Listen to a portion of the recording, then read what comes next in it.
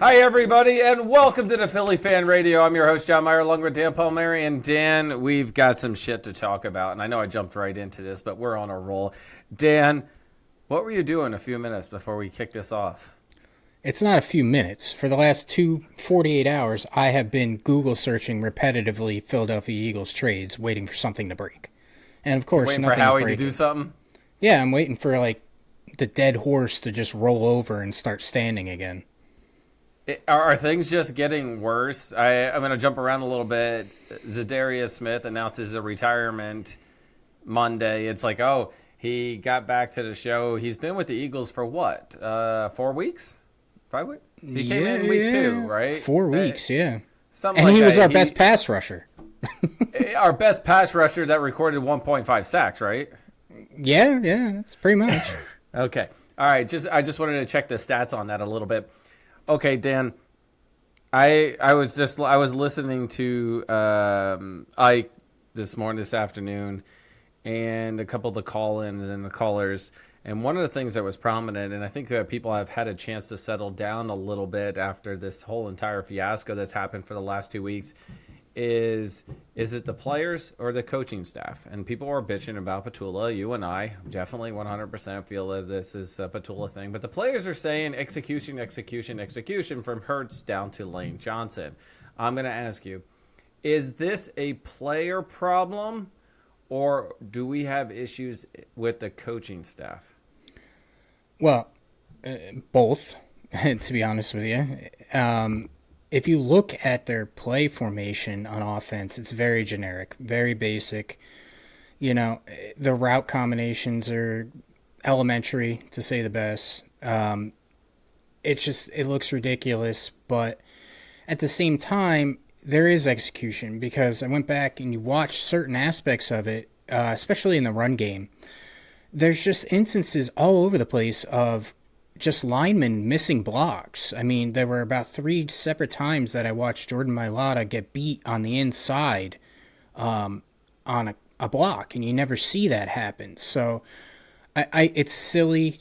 You know, Sirianni came out and said we got to do better on first and second down, which will improve our third down stats. And I thought, it was just coach speak, BS. But if you watch it, they're getting hammered on first and second down. I mean, it's just crazy, the missed blocks that they have. And there is a lot of predictability to the offense, but at the same time, if you're running the ball, it doesn't matter if it's predictable or not. It's about you blocking your assignment. And if you do it, good for you that you have a long game, but they're not doing it consistently. So I think the whole offense is at fault here.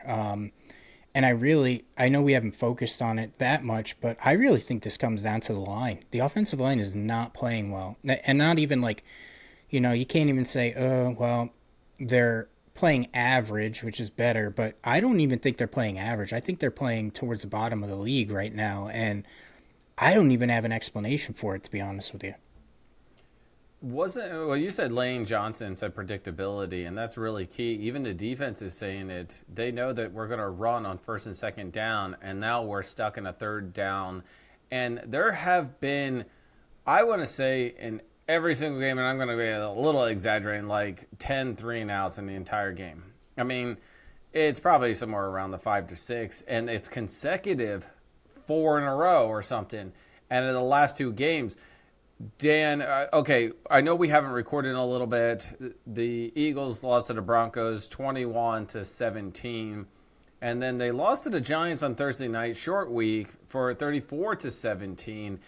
2 losses back-to-back, but they went into these games as an undefeated team against the Broncos, and then 2 losses back-to-back. I do think the offense is very predictable. I think it's very vanilla. I mean, granted, the first 4 to 5 plays are scripted very well, and they come out and they look great. And some of them, like, oh my God, this is going to be awesome this entire game. And that's all they got in the playbook. Yeah, and it goes, the two go hand in hand. When you have a crappy offensive coordinator and he's making predictable calls, you're then relying on your talent to overcome those deficiencies, right? So if you have the talent, you can mask issues with your offensive coordinator. If you have the talent or if you have a great offensive coordinator, then you can mask the deficiencies that you might have on the roster. Right now, the two are not playing complementary. It's the offensive coordinator is not calling good plays, and at the same time, the players, even though they have a great roster, are not executing at a high level in order to mask those deficiencies. So I think there's a lot that goes into it. We said a lot of predictability last year too. I mean, it was with Kellen Moore. It was. We said it constantly, especially in the passing game. It was very predictable. But the fact is that people knew what we were going to do running the ball, and yet we still handled it. We still crushed them on the ground. And now we're not crushing them on the ground because we're just not getting movement on the offensive line. So both parts are bad, and I think it's being compounded by the fact that we don't have an experienced offensive coordinator who can maybe put them in better situations where maybe if they don't execute 100%, they could still make a big play. Including the motions and the trick plays and some gimmicks, some things that are going on the offensive line, getting some people to move, calling out and seeing what the defense is going to do. Dan, one of the talk shows that they mentioned is that last year Nick Sirianni came out and said, we're quiet, we're humble, we don't want attention, blah, blah, blah. And nobody got attention. There wasn't anybody. There was a little bit of not issues. They wanted to throw the ball against the Steelers. They weren't throwing, and they totally dominated the Steelers in the passing game. But you go into and you get a Super Bowl. Now this year, they're trying to state that everybody wants visibility now on the team for winning the Super Bowl. Everybody that was there. And now it's more about them than the team. And one of the things they want to do is get back to being humble, get back, put your head down, reduce the outside noise. And I agree with that. And which is why I'm sure we're particularly aggravated over the fact that A.J. Brown has to make a public spectacle of everything. And just, he can't just put water on the flames. He has to fan the flames, and he's creating the drama around this whole thing to the point where who have been a big supporter of his, I'm ready to move on. And I'm just telling you personally, from a team aspect, I don't know if it's worth it anymore. I'm getting really sick and tired of the crap that keeps going on with him. And to be honest with you, will our offense be better without him? No. But can it be better? And when you don't have to tailor your offense to appease somebody who keeps complaining and making waves? Yes. When you're looking at it, you were Googling the trades that might be happening. Are you assuming that Howie's going to do something with AJ, or we're going to pick up some, awesome corner somewhere or pass rusher? I don't think you're moving on from AJ. His cap hit, his dead cap money is like around $40 million. So anybody, you see He'll all be these going to the bank with James Franklin. Yeah, yeah, exactly. Free money. Yeah, yep. But it's. If you think that you're moving on from him, I see all these posts about the Patriots want him bad, the Steelers want him bad. Well, you're not. It's stupid because why would you take on a $30 million cap hit this year, and then there's a certain amount? I think it's almost $20 million or something like that, $1 million dead money next year for a player that's not on the team. I mean, why not employ him and keep his services until such? I don't think that there's an easy way to trade him. What I keep looking for is we heard it all in the offseason. They were stacking up on draft picks, and they're like, okay, well, we're storing up on this, and we both were sitting here we don't care about 2 years down the road. We're in a win now mode. Let's win. Well, our window of opportunity is closing on this season. I know we are 4-2. I know that the Lions lost. I know that the rest of our division is hot garbage. But the fact is if anyone thinks that this team, the way it's constructed with the personnel they have right now, is going to go into the playoffs and make a playoff run, they're out of their mind.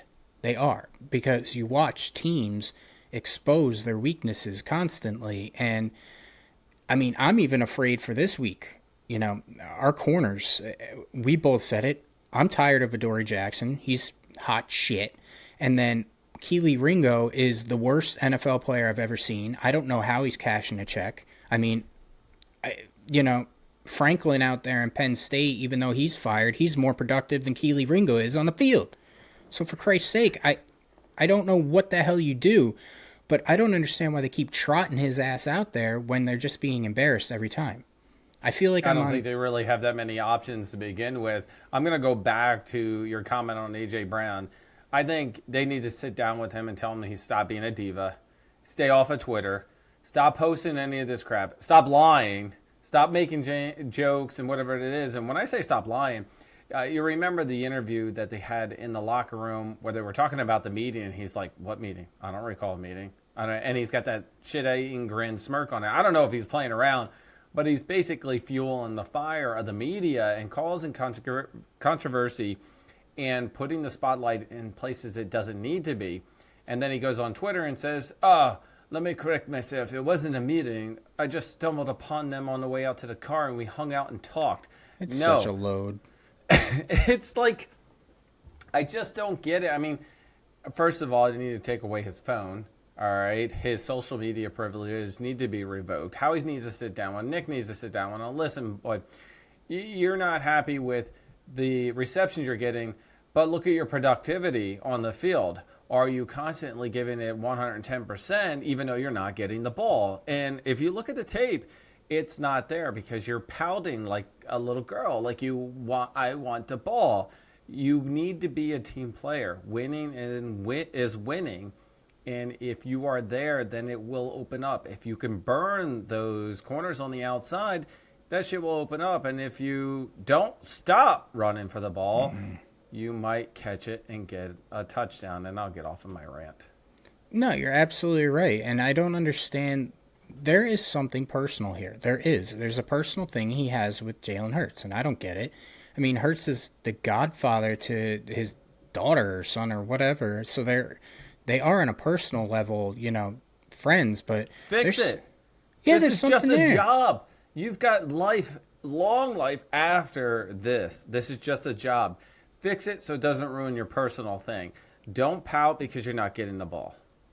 Yeah, and you know, you've got your money, you've got a ring. You mentioned in the offseason that it really didn't do anything for you, the ring, and yet you like the work and the grind and going for it. And, you know, all players want to be famous and they want to have their names in the highest, you know, echelons. Well, you know, winning 2 Super Bowls back to back would be make you pretty famous. So why not just cut the shit and, you know, play for your team? It's clear.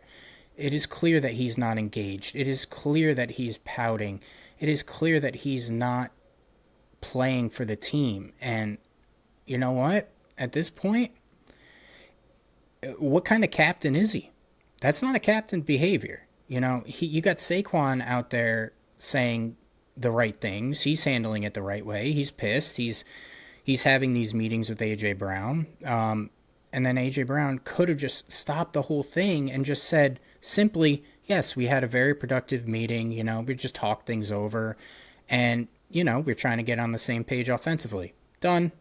Nothing. We're looking at executing much better. That's it. That's all I want to disclose on it. Man, it would have closed things up. Yet every talk show that I'm listening to, all they are is talking about this because there's nothing else to talk about for the Eagles for the last 10 days until they're back on against the Vikings.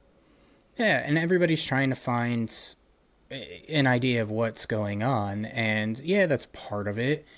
And I think that has a lot to do with it. I mean, you got an impressionable offensive coordinator who really doesn't know too much of what he's doing yet in the NFL, and I'm not insulting the guy, it's just that he's new, so he's trying to find his way.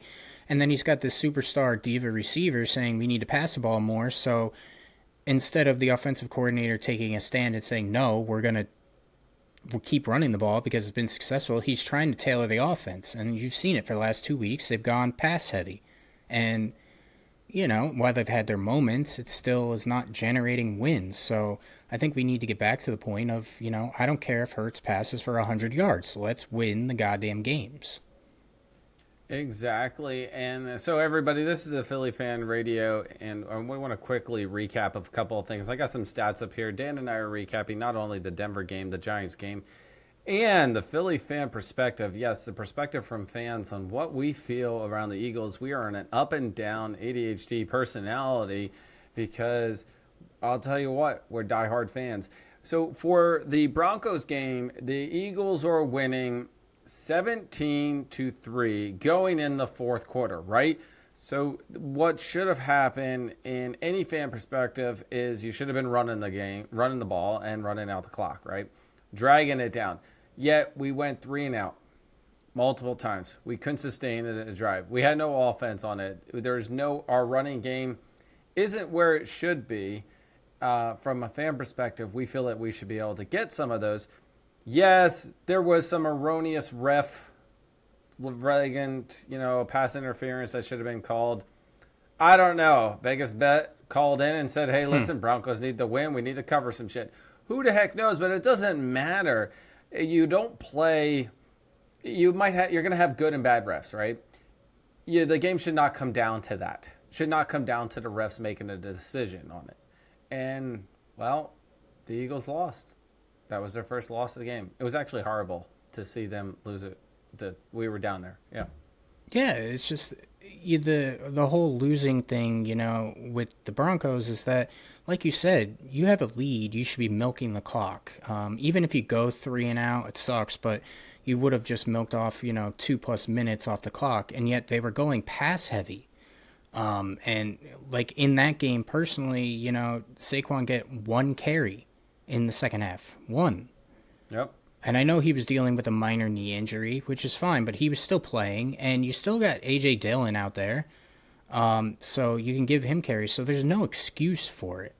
That is simply just a lack of game plan, and you would think that Sirianni, who has been in the league for a while, would jump in and say, listen, we need to start running the ball. Because it's clear that our defense is starting to teeter. They're starting to get tired. So we need to run the ball and just get out of town with a win. And we just continued to pass the ball. And because of that, they had more than enough time to come back. And our defense started to just falter. And the thing is that the defense got tired. And what came back to bite us in the end was the same thing that's biting us in every single game, is a lack of pass rush. We cannot get pressure on the quarterback unless we blitz. And if we blitz, we don't have corners that can cover for more than a half a millisecond because Kelee Ringo and Adoree Jackson are just garbage. And they play like 10 yards off. We've been talking about this. I swear the Eagles defense, always the same. And it's nothing on Vic besides putting Ringo in, but I guess his options are very limited.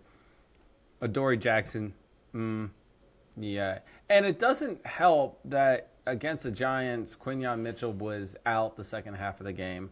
So that really put it on to Jackson and then, Ringo. And, well, let me get to the score of that game, and I want to talk more about the defense.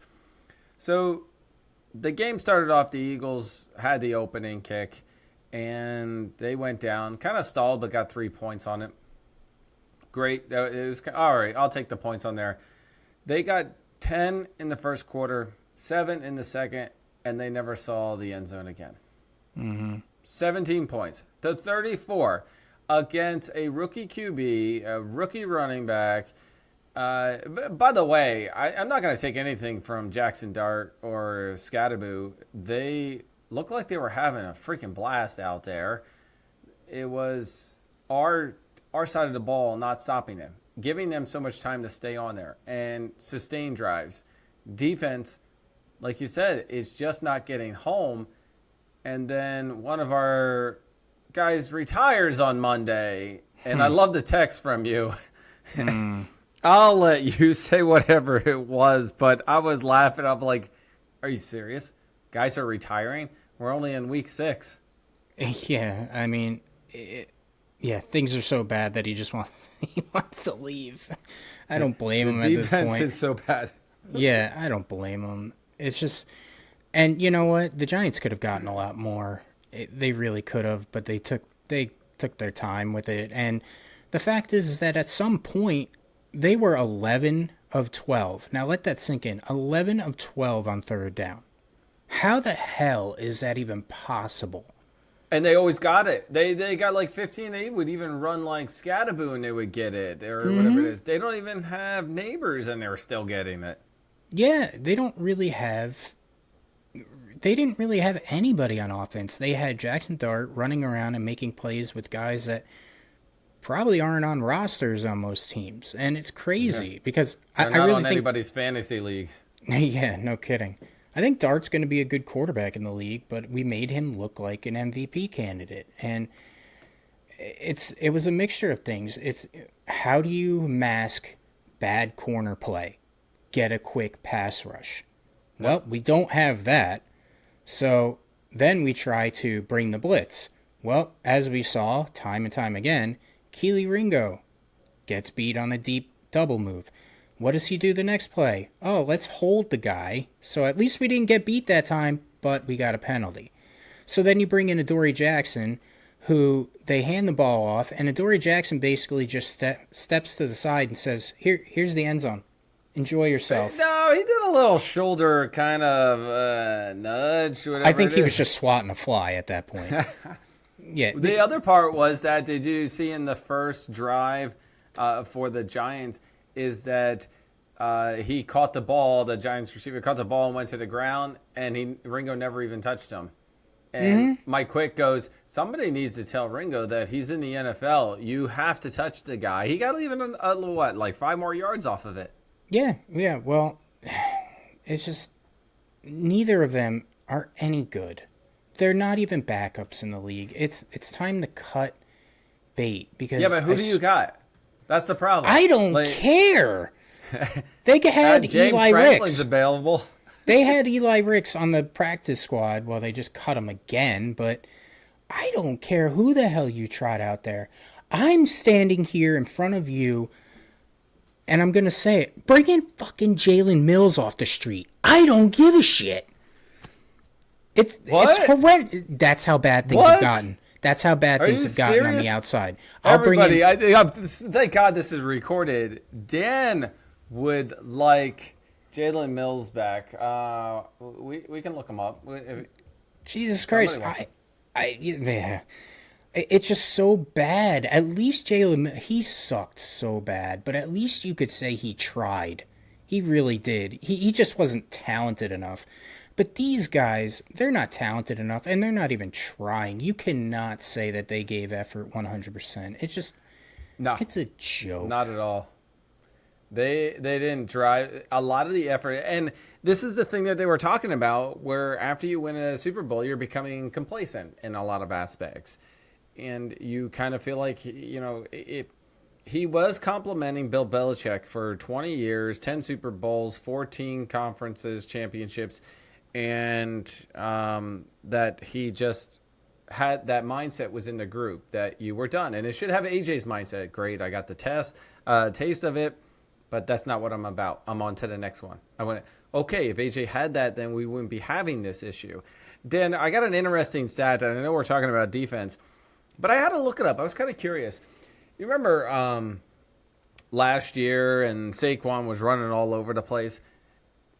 This is going to surprise you.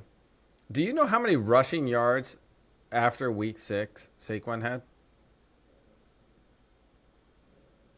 No. I would love for you to take a guess. After week 6 last year? So we're in week 7 now, going into week 7. So let's just say the same point in time as last year. How many rushing yards Saquon had? I'm going to say he got a bulk of his rushing yards. I'm going to say around 1,600. No. For week 6. Of last year? That's a hell of a... Yeah. So just from week 1 to 6, 1,600. Damn, he's an MVP already. I thought you meant the end of the year. All right, so last year I'm going to say he had around 6 games. I'd put him at maybe 700 yards. 700 yards up to week 6. Yeah, weeks 1 through 6 last year. Yes. Okay, so 574. Yeah, How many does he have this year? Well, I'm cheating. I just looked it up. 325. Oh, you bastard. There's no cheating in the... All right. So 325. But, I mean, 3.4 yards a carry this year, whereas he had 5.8 last year. I'm not arguing with you there because I see them going up the gut and going nowhere half the time. In fact, most of his yards are to the outside. He doesn't get anywhere going up the center. He did have two nice runs at the start of the Giants game, but that was it. I don't understand why most of his big runs last year were actually off tackle. They were to the outside and let him make a play. Why are we not doing it? Why are we not using it? Hell, he was great as a wide receiver going down the line against the Broncos for the touchdown. I mean, why are we not? I don't understand why we don't pitch it outside because they're running up the gut every time, and you're seeing, Dickerson's been out, so you've got a Toth running, he's running behind Toth, who can't block shit. Then you go to the right side, and you got Steen, who's basically just on roller skates getting pushed back into Hurts every single time. So your guards really aren't playing that well.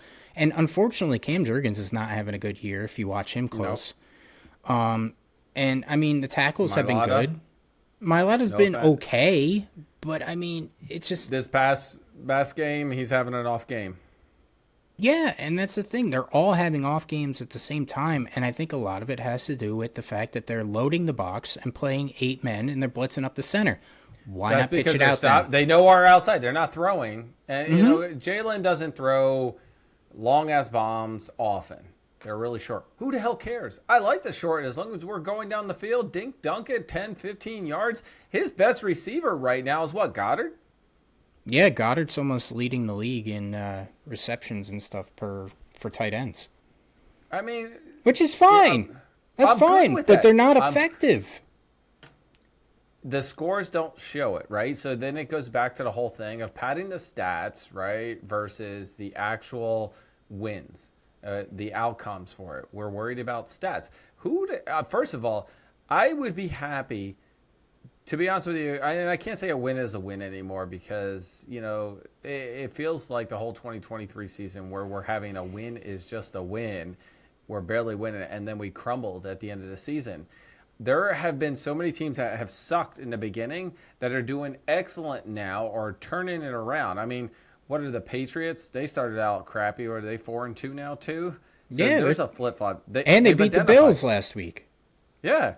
So why can't I can't say we are a great team to start. It just needs to be turned around. Don't look at the win. Look at your playing at that point. Are you playing well enough? Are you just barely squeaking by? Because that's not going to do it for the remainder of the season. Dan, my biggest question for you as it is right now, barring any significant big trade, because I don't think one name coming in is really going to make that huge of a difference. Where do you see the Eagles' outcome this season? I see the Commanders beating them in the division. I do. I just don't see, unless there's something philosophical that changes. They just don't have the roster. They don't.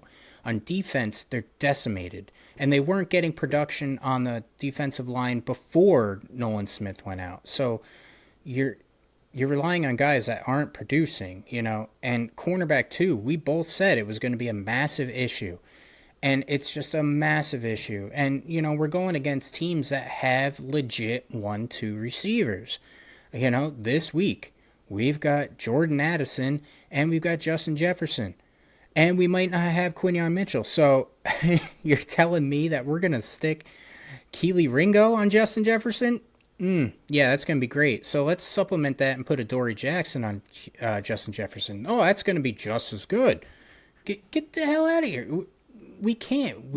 And on the offensive side, we should be a team that should put up 30 points, but we're not. So my confidence level, until they do it, I'm not going to say that their offense can carry the defense, because we've seen it for 2 quarters at a time. That's it. And so not until 2 consecutive quarters either. Mm-hmm, yeah.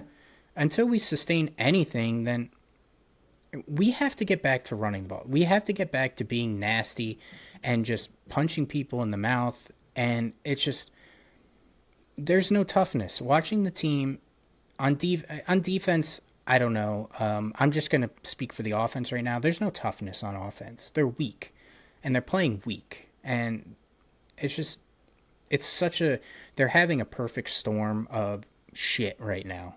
And it just, the only way to turn it around is by good leadership. And I really do think that, I know you said that a trade won't change the trajectory of the season. I really think it does. I think if you think one player will make a difference, will spark the team. Let's just say, who would you pick for a corner? I want Denzel Ward. Everybody's saying that he's on the trading block. You trade for him with Cleveland, and then you've got two legit shutdown corners.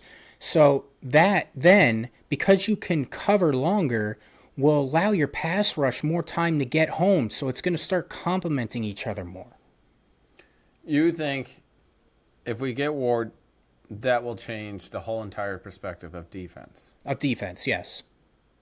Yeah, I was ready to say, because that would be like getting Micah Parsons and saying that my defense is 10 times better, right? I see, the way that I look at it is I see two levels of deficiencies here. I see a shit defensive line, and I see a shit cornerback, cornerback 2 position. And the only way that you can mask another one's deficiency is to excel in the other part. And if you get a corner that is a legit shutdown corner, and you have, I'm just going to go out on a limb and say, one of the best slot cover corners in the league, and you've got Quinion, then you're causing the quarterback to, instead of go from 0 to 2 seconds to point of release on the ball, to then holding it for possibly 3 to 4 seconds, which gives your pass rush more time. I think it can have that type of snowball effect. That's the way I look at it. All right, when's the trade deadline? Beginning of November. Oh, we got plenty of time, right? No, we don't have plenty of time, because you know how many more losses we can get until the beginning of November? We need somebody in there like yesterday. I don't care if they trade. Week. Well, I don't care if they trade for a guy on Friday and he just gets off the plane Sunday morning. I'd put him in an Eagles jersey and I'd friggin' start him at cornerback too, because he's going to be better jet lagged than those two idiots. So I don't care. Just get somebody out there. Oh my God, I'm gonna die here in a second. Christ. First of all, what do you really have to do? I mean, so that just goes back. Do you remember the Titans? And I always remember the one play where the one corner was pulled out, and the other guy's, I can't play for him. That's all right. You play for me. You come in and cover this guy. He's like, I don't know any of the play calls. We'll worry about that later. I just want you to cover him, right? Exactly. And until he decimates, right? Like, yeah, that's exactly. All right, that's all I need. Jesus Christ. I love. All right, you heard it here, Dan. You predict what the trade will be of for Ward? We given some draft. If you're picks. gonna do Denzel Ward, you're probably gonna have to give up a second rounder. Which I don't care. At this point, I really don't care. We got a shitload of stuff, and we might as well give up something to make us better immediately. And I see like all these people that are saying, because it's going to be a trade deadline, everybody knows what our needs are. They're going to jack up the price. So maybe you just hold on to your picks. And that is defeatist attitude for me. Because if you hold on to your picks and you don't make a move, then you're saying that you think this team is good enough. And if you think this team is good enough, you're delusional, and you're pretty much giving up on making a Super Bowl run this year, because you cannot tell me, and I know they lost on Sunday night, you cannot tell me that this defense is going to go into Detroit and not give up 40 points. There's no way in hell. There's no way, because you can't heat up Jared Goff. You got people that don't know how to rush the passer in there, And are you talking go into Detroit in the playoff thing? Because I don't care. You go in the regular season. You go into the playoffs. You go play a scrimmage down at the local high school. You're still going to get lit up. I don't care. I think flag football would definitely beat up our corners. They beat up our corners because Kelee Ringo wouldn't pull the flag when he'd go down. So he'd just stand there. Christ's sake. And Adoree Jackson wouldn't do anything. He'd be afraid to get dirt on his jersey. He made a business decision, I was told. So yeah, that's a business decision. Yeah. Yep. The business is go on the couch and fucking retire because you're horrible. He made a business decision. Basically, since you did not dedicate to that, your business decision was see ya. Mm-hmm. All right, Dan. So I got to move on. We got to do some Week 7 predictions. By the way, I actually... Yeah. I do want to go back to our at least. Okay. Oh, you love when I do this, man. Okay, so we didn't predict anything for the Giants because we didn't get a chance to record. I'll be honest; it would have been a win in my book, so you can mark that down as a loss for me. Yeah, so that was a win for both of us in our other sheet. Of course it was. Because who would have thought the Giants would have beat the Eagles? Yeah, who had that on their bingo card? Yeah. I wonder how many yards Scadaboo had. What a name. Okay, so against the Broncos, Dan picked 27-23. He picked that the Eagles would win. Yeah.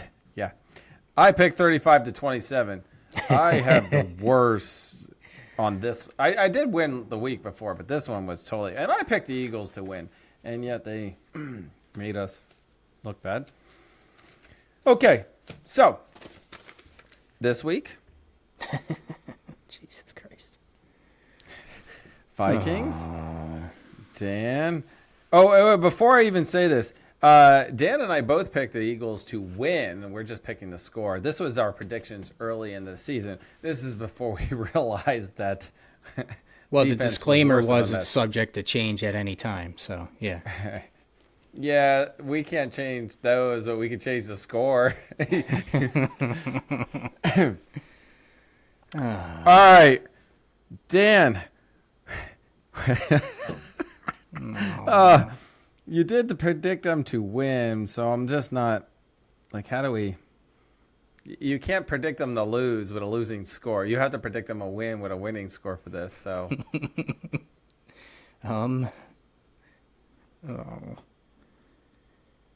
let's say 24-23. And I'll be honest, I think they're going to lose, but if I got to pick them to win, it's going to be that close. I do think they're going to lose only because they're going to get lit up on defense. Okay. I wrote down mine, and 21-10. Dude, get out of here. 21-10. I'm going all in for this 21-10. And the reason, so here's my theory. I'm going delusional a little bit. Is that while our corners completely suck, for some reason, maybe there's a trade and somebody jumps in over, or we figure out a way, Vic figures out a way to come in and put a bounty out. And, man, I'm just saying. See Greg Williams 2.0? Yeah. The bounty. I'm just saying, a lot can happen before the game starts, but... Jesus Christ. I just want one of my predictions to be, like, totally accurate, and then I'll be like, oh, my God, I know what I'm doing. I know what I'm predicting. It would be amazing if it was, but I didn't even look at the betting line. I'll bet that they're not even picked to win. Okay. I wouldn't pick them to win. All right. DraftKings, Vikings, blah, blah, blah. With Minnesota being at home. 2.5. For who? The Eagles are favored by 2.5? Yeah. Get the hell. Why? Probably because of the uncertainty at quarterback. The Vikings have Carson Wentz, who's injured, and then they have McCarthy, who's injured, but he's supposed to practice this week, so. Yeah, 2.5. Wow. Yeah, but that's pretty much a pick'em. If you're giving... No, that's not pick'em. I forget the rules of it, but it's like... You know what's interesting, Dan? Your score prediction 24-23 doesn't cover the bet. What, the over? Yeah. I don't understand how anyone can be confident that this offense is going to score more than 24 points. There's no way. There's no way. If they score more than 24 points, then we're winning. I'm telling you flat out. I don't think that the Vikings will put up 30 points because no matter who they have out there, quarterback, they're going to be rusty and they're going to be a little shaken up. But Yep. I don't see. I don't know. I don't see the offense getting on track. I know their defense is pretty good in Minnesota. I mean, they're not great, but you're get this. They're playing against the number 1 rated corner in the NFL. Can you guess who that number 1 rated corner is? Come on. Who? A guy who I said in the offseason we were morons for not re-signing. Isaiah Rodgers is the number 1 ranked. Isaiah Rodgers is the number 1 ranked corner in the league. The number 1 ranked corner. I liked Rodgers. You and I were So did comfortable I. keeping Rodgers. He was a guy that you keep in. So Yeah, especially since he's only making, I think, $4 million a year. You're telling me you couldn't sign that guy for $4 million a year? Instead, you're basically just taking out, what is it, like $2 million a year and taking a big piss all over it because that's a Dory Jackson salary. And then you should be getting money from Kelee Ringo with the way he plays. So he should pay you per game. yeah, exactly. Thank you for allowing me to play in the NFL. What does NFL stand for, by the way? Yeah, exactly. Can I have my jersey to go, please? Hey, are we playing with flags on this time? Yeah, exactly. That might suit me a little better, but I'm still going to hold them on go routes, so don't worry about that. I aim to please. All right, everybody. I got to wrap this up. This has been the Philly Fan Radio. I'm John Meyer along with Dan Palmieri. Dan, take us out of here. I hope that it's a better day on Monday, but right now I'm rather depressed. So, yeah. Let's go Birds. Woo. Well, listen, I'll close this out a little bit. And while Ringo or Jackson will not be running anywhere to the bank like James Franklin, they can't run. So they will be sitting at home collecting. Guess what, everybody? This has been a Philly Fan thing. And Dan and I are out of here. Go Birds. Go Birds.